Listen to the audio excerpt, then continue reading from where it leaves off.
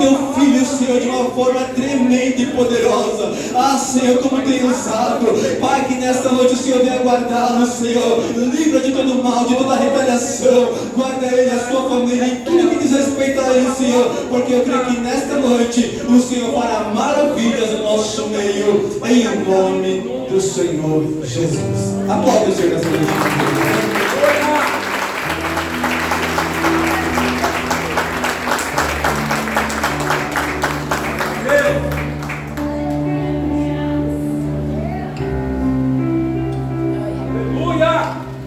Pastor, amém? Amém. Vamos passar para Jesus. E abra comigo sua Bíblia no Evangelho de Jesus, escrito por São João, no capítulo de número 8. Evangelho de Jesus, segundo escreveu São João, capítulo de número 8. Vamos fazer a leitura do verso 1 até o verso de número 11. Evangelho escrito por João é o quarto livro do Novo Testamento. Você encontra Mateus, Marcos, Lucas. Na sequência você encontra o Evangelho escrito por João, capítulo de número 8, um texto muito conhecido, que tem por epígrafe, por título, A Mulher Adúltera. Evangelho de João, capítulo 8, a partir do verso 1. Quem encontrou, dá glória a Deus. Glória a Deus. Se você não tem a Bíblia, não encontrou, acompanhe aqui pelo Data Show, para que juntos possamos fazer esta leitura. Diz assim o verso 1. Porém Jesus foi para o Monte das Oliveiras, e pela manhã cedo voltou para o templo, e todo o povo vinha ter com ele, e assentando-se os ensinava. E os escribas e fariseus trouxeram-lhe uma mulher apanhada em adultério, e pondo-a no meio, disseram: Mestre, esta mulher foi apanhada no próprio ato, adulterando. E, na lei, nos mandou Moisés que as tais sejam apedrejadas. Tu, pois, que dizes? E isso diziam eles, tentando-o, para que tivessem de que o acusar. Mas Jesus, inclinando-se, escrevia com o dedo na terra. E como insistissem, perguntando-lhe, endireitou-se e disse-lhes: Aquele que dentre vós está sem pecado, seja o primeiro que atire a pedra contra ela. E tornando a inclinar-se, escrevia na terra. E quando ouviram isso, saíram um, a começar pelos mais velhos até os últimos, e ficaram só Jesus e a mulher que estava no meio. E endireitando-se Jesus e não vendo ninguém mais do que a mulher, disse: Mulher, onde estão aqueles teus acusadores? Ninguém te condenou? E ela disse: Ninguém, Senhor. E disse-lhe Jesus: Nem eu também te condeno. Vai-te e não peques mais. Ocupa as suas mãos, vai a Bíblia no colo, a cadeira do lado, e com as mãos livres, dá uma salva de palmas para o Senhor.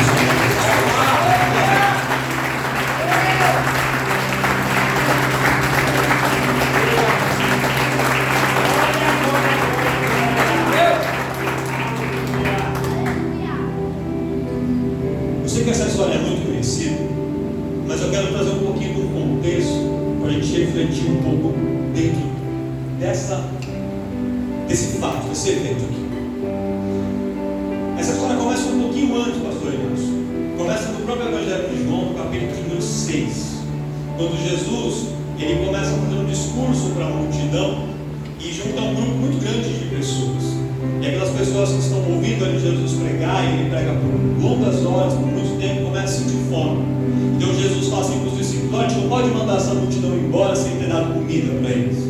E aí os discípulos falam: Jesus, a gente não tem dinheiro para comprar comida e ninguém tem comida suficiente. São mais de 15 mil homens, fora mulheres e crianças, é muita gente.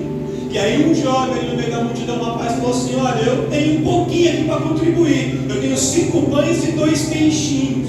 Jesus falou: é pouco para você, mas nas minhas mãos eu pego pouco e faço um grande milagre, eu faço muito. E Jesus pega aqueles 5 pães e 2 peixes e ele multiplica multiplica e com aquele ponto de partida ele alimenta a grande multidão que estava ali. E a multidão saciada ali na sua fome física, material e também saciada espiritualmente pelas palavras que Jesus havia pregado, começa a seguir Jesus, começa a andar atrás de Jesus. E Jesus vai andando por vários locais e de repente ele sobe até o monte, porque a multidão estava ali até importunando ele um pouco para poder se retirar da horário. Ele sobe no monte e quando ele desce do monte, os discípulos já haviam saído, tomado o seu barco e atravessado para o outro lado. Jesus então vai caminhando por sobre as águas e encontra os discípulos no meio do caminho, entra no barco com eles e vai com eles até a outra margem.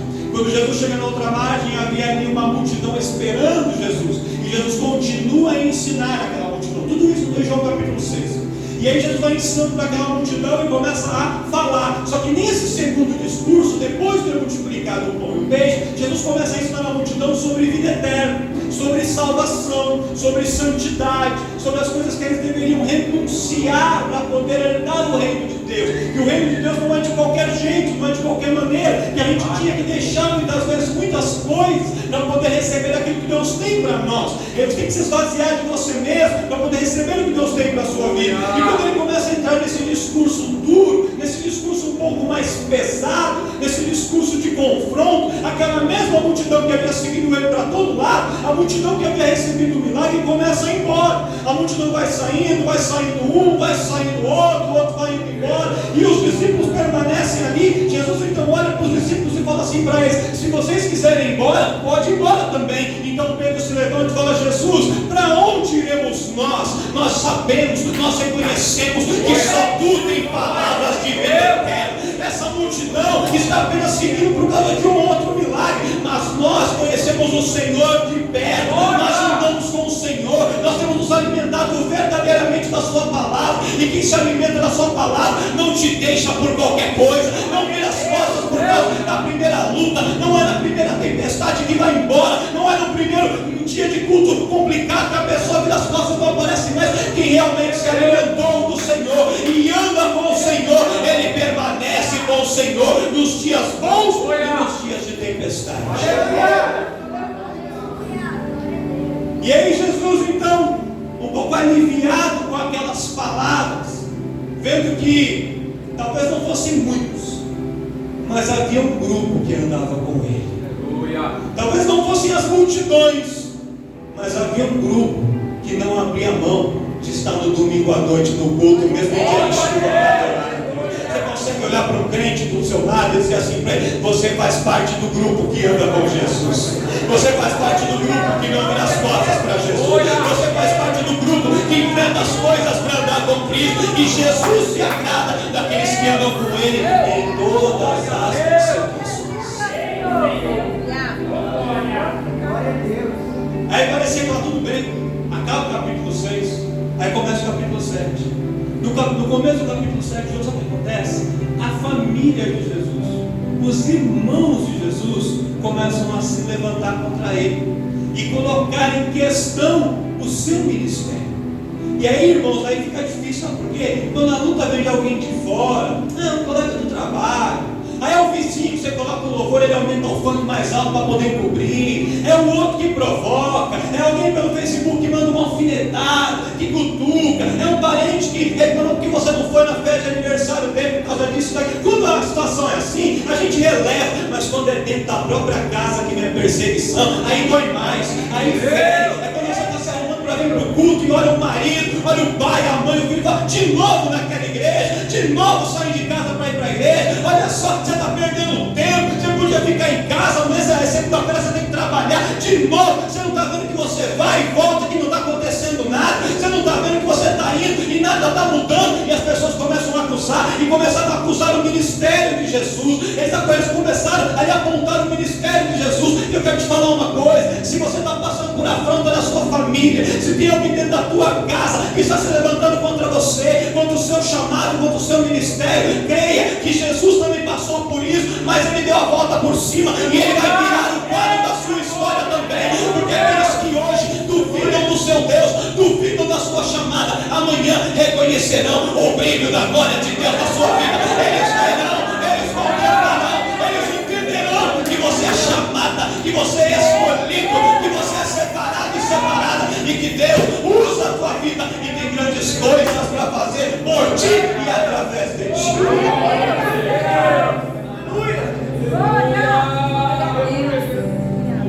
Mas quando os irmãos Jesus começam a levantar contra ele, estava se aproximando a festa dos tabernáculos, que era a terceira maior festa dos judeus, lá em Jerusalém.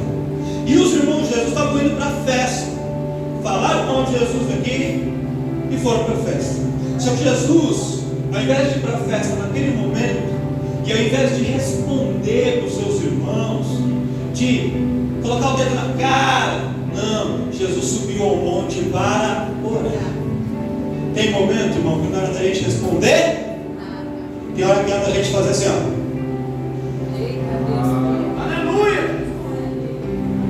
Subir no monte, dobrar o joelho e colocar a causa na mão de Deus. Deus está falando com pessoas aqui.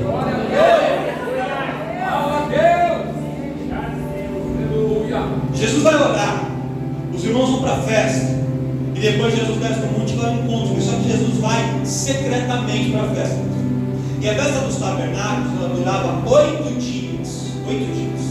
E como é que era a festa dos tabernáculos? Era assim.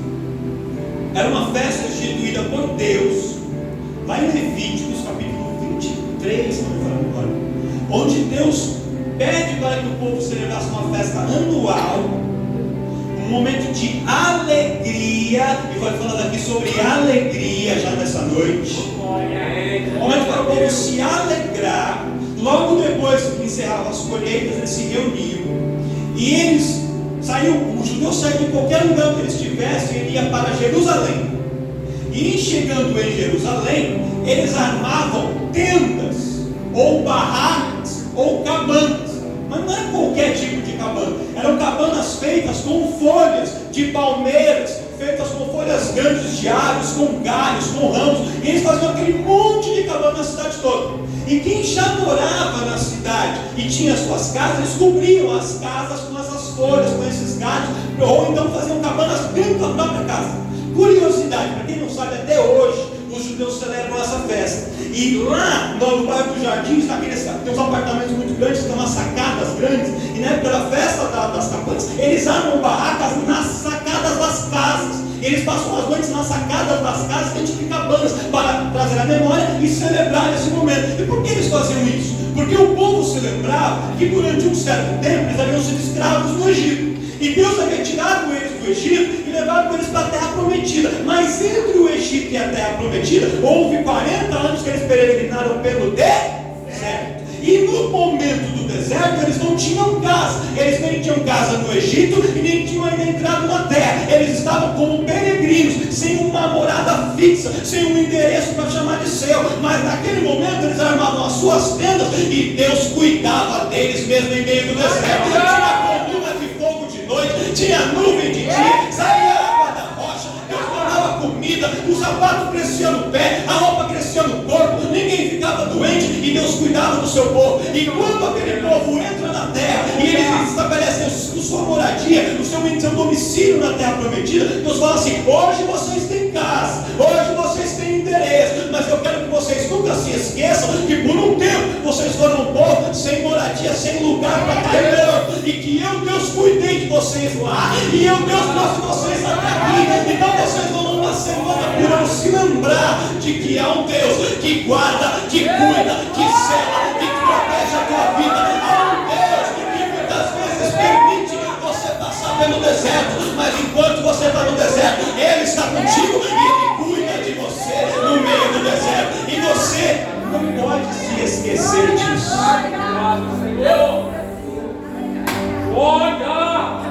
Há uma tendência nossa, com os homens, que quando a gente melhora um pouco a situação, a gente começa a ficar bem, a gente esquece as origens, a gente esquece de onde veio, a gente esquece como tudo começou, a gente esquece como era lá embaixo.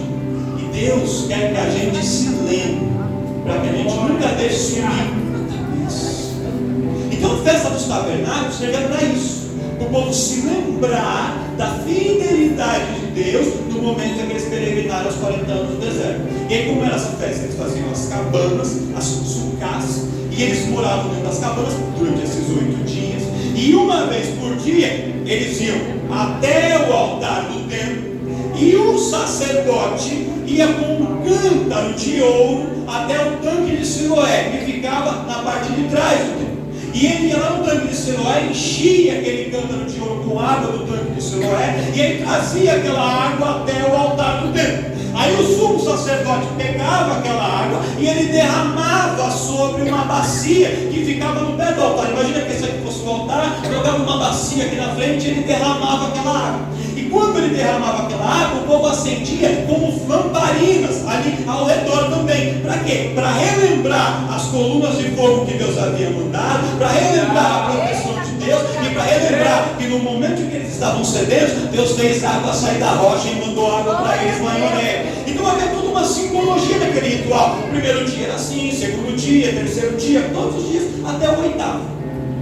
Jesus chega na festa no primeiro dia, só que ele fica anônimo, ele não se mostra, ele não aparece no primeiro, nem no segundo, nem no terceiro. Na metade da festa, para o 4º dia em diante, Jesus começa a aparecer, Jesus se revela, e aí ele começa a juntar o povo para ensinar o povo. Pega na mão de um irmão e fala para ele assim: às vezes Jesus não aparece no começo da história, mas espera um pouquinho, que ele já vai aparecer, ele já vai entrar, ele já vai lascar, ele já vai se mostrar, ele já vai fazer.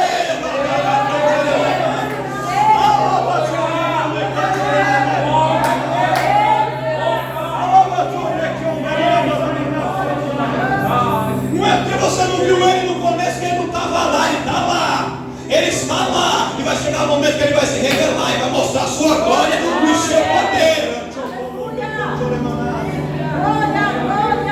E aí Jesus começa a ensinar o povo, fazendo vários discursos, e falando, e ensinando, dizendo que os milagres que ele fazia vinham do Pai, e o povo perguntava e ele respondia. Foram dias de ensinamento, e o ritual acontecendo, e lá o sacerdote derramava água, recitava ali o Salmo 110, tudo certinho. No último dia da festa, no último dia de ensinamento, o sacerdote ia lá, pegava o mesmo cântaro de ouro com água, o cântaro de Siloé, trazia o sumo sacerdote. E aí o sumo sacerdote segurava o cântaro, e o povo que tinha ido até o altar, eles davam 7 voltas ao redor do altar, representando as 7 voltas que o povo deu em torno das muralhas de Jericó. Porque as muralhas de Jericó foi uma barreira que o povo teve que atravessar para conquistar a terra prometida. Então era como uma finalização. Durante 7 dias Deus cuidou deles no deserto, eles moraram em cabanas, Deus mandou água, mandou nuvem, coluna de fogo, e aí no 8º dia eles davam as 7 voltas, as muralhas espirituais caíam por terra, e o povo tomava posse e podia celebrar e comemorar a vitória que era a entrada na terra prometida. Nesse último dia, depois do povo dar as voltas, quando o sacerdote pega a água para derramar, Jesus fala assim, ele grita, pega a multidão: aquele que tem sede, venha a mim e beba. E aquele que beber de mim, águas fluirão dele, como rios de águas vivas. O que Jesus estava querendo dizer para o povo? Está querendo dizer assim: é importante a gente lembrar do passado, lembrar de onde a gente veio. É importante a gente não esquecer as nossas origens, mas a gente não pode somente viver de coisas do passado. Não dá para viver só do que foi bom no passado e não viver coisas boas agora. E também não dá para só ficar lembrando das experiências traumáticas e tragédias do passado e não se abrir para o que Deus tem agora. Jesus estava dizendo assim: Deus fez tudo isso lá no passado, mas agora não vai sair água de uma rocha no meio do deserto. A fonte de água está aqui no meio do deserto.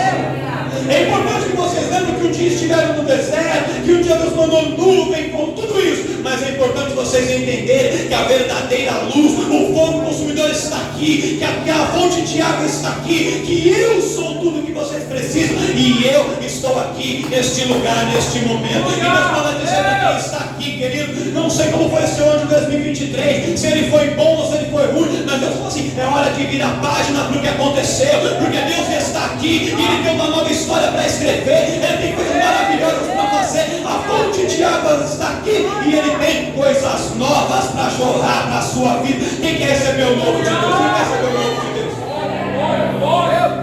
Glória a Deus! Quando Jesus fala isso, olha o que acontece. Os fariseus se juntam e mandam os guardas prenderem Jesus.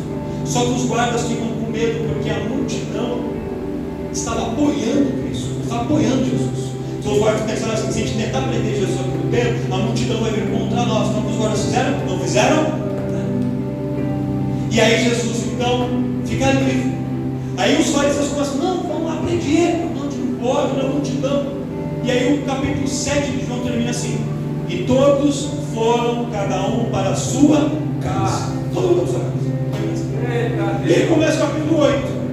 E o capítulo 8 diz assim: enquanto cada um foi para a sua casa, Jesus foi para o Monte das Oliveiras orar. Todo mundo voltou para a sua vida normal, mas Jesus foi buscar um pouco mais de revestimento de Deus, porque Ele sabia o que iria acontecer. Ele sobe no monte, ora a noite toda, desce de manhã, a multidão volta contra Jesus no templo, e Jesus começa a ensinar a multidão. E aí chegamos no capítulo. Quando Ele está ensinando a multidão, falando a palavra ali, chegam os fariseus, arrastando pelo braço uma mulher seminua, e eles jogam aquela mulher ali no meio e falam assim: olha Jesus, você não é rabi, mestre, autoridade, não sabe tudo, então nos dê uma resposta.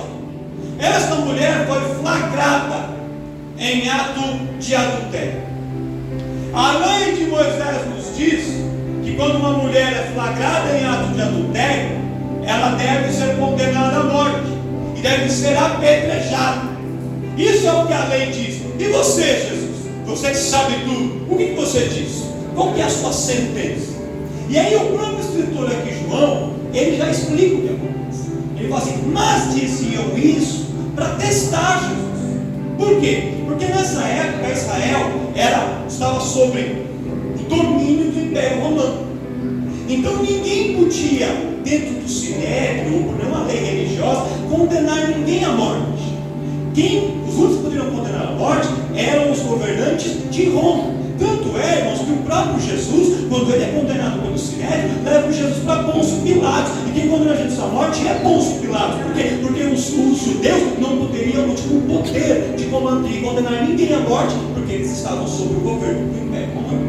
Então eles disseram assim: se Jesus falar, apedreja a mulher, condena ela à morte, eles iriam apedrejar a mulher e iriam levar o fato lá para Pôncio Pilatos e dizer assim: olha, Jesus está usurpando a autoridade de vocês, ele está querendo ser maior do que Roma, ele está dando ordem para matar e para fazer viver, ele acha que ele é maior que o governo, ele está se rebelando. Para quê? Para que o governo romano matasse Jesus. Só que se Jesus falasse assim: não faça nada, deixa a mulher embora, eles iriam dizer assim: Jesus está infringindo a lei de Moisés, a lei religiosa. Então, como que ele diz que ele é mestre e pede para que a gente cumpra os mandamentos e a lei, sendo que ele mesmo não está cumprindo os mandamentos e a lei? E aí, Jesus ficou aparentemente numa encruzilhada, numa situação muito difícil. Só que Jesus, nesse momento, ele não levantou os olhos, ele não foi brigar, discutir, argumentar nada, ele apenas sentou o cérebro no chão como estava e com o dedo começou a escrever na areia, a escrever no chão. E foi escrevendo. E os homens perguntando: Jesus, o que você diz? Jesus, qual é a sentença? Jesus condena ou não condena? Jesus apedreja ou não apedreja? E eles pressionando. E Jesus sentado escrevendo. Vou dar uma dica para você, irmão. Um conselho. Quem quer saber um conselho? Nunca tome nenhuma decisão sob pressão, porque a chance de você tomar uma decisão errada é muito grande. Quem já foi comprar apartamento desse que vende na planta, ou comprar um carro, você entra na loja assim, aí o vendedor fala assim: olha, tem 5 pessoas interessadas, se não comprar agora, outra pessoa vai vir, ele vai comprar, ele vai levar, te pressionando, você fechar um negócio na hora. Não fecha. Se é para ser seu, vai ser seu, Deus vai guardar. Pensa, calcula, estuda primeiro. Não tome decisões precipitadas. Tudo pressionando. Jesus escreveu. E ele escreveu. E a multidão olhando o que Jesus está escrevendo. Então ele se levanta, depois que ele acabou de escrever, e olha os fariseus e diz assim: a lei diz que tem que apedrejar, né? Então é o seguinte: aquele que não tiver pecado nenhum, pode pegar pedra e seja oprimido a tirar a vida. E aí todos aqueles homens que estavam com as pedras na mão, já prontos para apedrejar a mulher, ou talvez para apedrejar Jesus, foram soltando as pedras no chão e foram saindo de foi todo mundo embora. E Jesus continuou a escrever. Quando todo mundo vai embora, fica somente Jesus e a mulher. E aí Jesus se levanta, olha para ela direto e fala assim: mulher, onde estão os teus acusadores? Ninguém te condenou? Ela falou: ninguém, Jesus. E ele falou: eu também não estou aqui para condenar ninguém. Eu estou aqui nesse momento para dar uma segunda chance, uma segunda oportunidade. O dia do julgamento vai chegar, mas enquanto esse julgamento não chega, ainda há tempo de você recuperar, de você restaurar, de você mudar o caminho, de você trocar a conduta, de você ser transformada, de você mudar de vida. Então a única coisa que eu te digo é: mulher, vá, siga o teu caminho, vai para a tua vida, mas não faça mais a mesma coisa, não volte a pecar, não volte a transgredir o mesmo erro, mude de vida, mas vá, sem nenhuma condenação sobre os seus. Então, mulher, e essa história todos nós conhecemos, a história da mulher é tão famosa, virou até ditado, né? Aquele que não tinha pecado, atira a primeira pedra, todo mundo fala isso. Mas tem muitas explicações teológicas aqui que eu podia ficar horas entrando para poder falar e justificar por que teologicamente Jesus não condenou aquela mulher. Porque, segundo a lei de Moisés em Deuteronômio capítulo 22, fala que quando um homem e uma mulher são pegos em ato de adultério, os dois têm que ser levados para julgamento, e se o ato é flagrante, os dois têm que ser apedrejados. Mas cadê o homem aqui nessa história? Só pegaram a mulher, passaram o pano para o camarada que nem sabe quem é, só trouxeram ela. Então Jesus podia usar esse argumento legislativo, mas o motivo não foi esse. O motivo é que Jesus entendia algo que às vezes a gente não entende, e que Ele quer falar comigo, com você nessa noite sobre isso. Ele quer te falar sobre uma situação, algo muito simples, mas que você precisa entender. Porque às vezes, irmãos, a gente se sente totalmente exposto. A gente se sente como aquela mulher no meio de uma roda, com todo mundo com uma pedra querendo atacar na gente, e às vezes não é por um pecado, é por qualquer outra coisa. A gente sente que a gente é mais persistente no seu ambiente de trabalho. O fulano falta, o outro mente, o outro faz 4 horas de almoço, ninguém faz nada. Você pôs o pezinho fora da linha, o despertador não atrasou, você chegou um pouquinho atrasado, aí você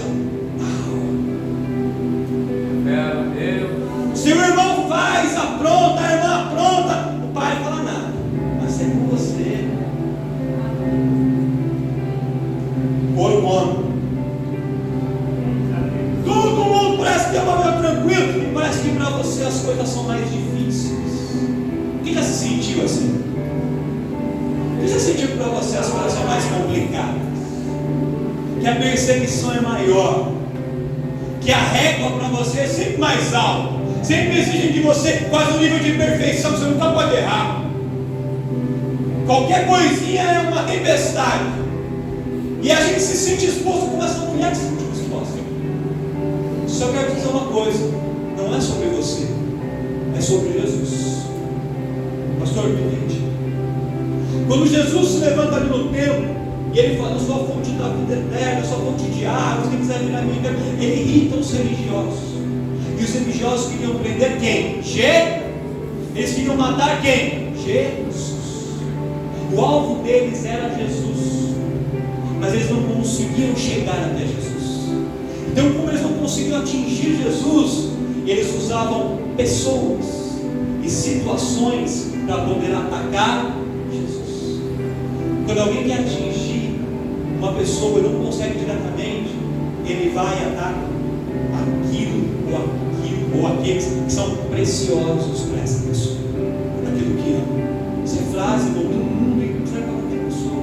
Você quer ferir uma mãe, atinge o filho, é muito pior que se você batesse nela diretamente. Quando você atinge um filho, você fere a mãe muito mais do que se você fizesse isso com ela diretamente. E a mesma coisa acontece com Jesus. Jesus tem um amor tão grande pela minha e pela tua vida. Glória a Deus. Ele tem um cuidado tão grande pela minha e pela tua vida, que o nosso adversário sabe.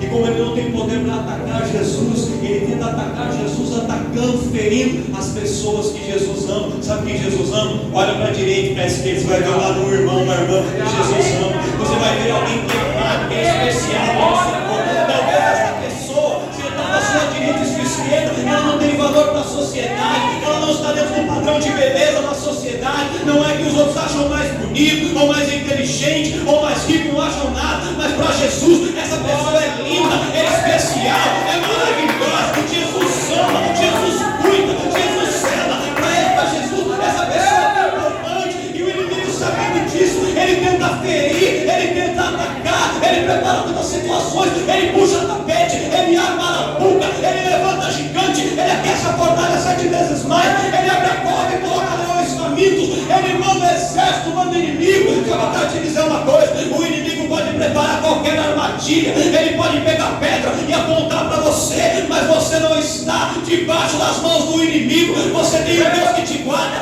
você tem um Deus que zela pela tua vida, você tem um Deus que cuida de você, e quem dá a última palavra sobre a sua vida não é o homem, quem dá a última palavra é o Senhor Jesus. É Ele quem cuida de você, é sobre Ele.